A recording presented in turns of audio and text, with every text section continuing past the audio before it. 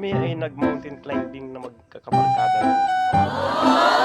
Kaming tinuluyan na ito. Kami naglipas na gabi. Wow!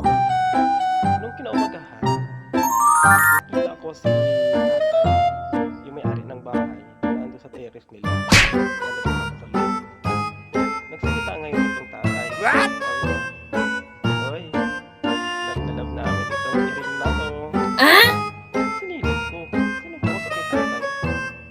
Wala akong tao, siya lang nandun sa terrace. Ano yung kausap niya? Tao ba o ano? Iring na.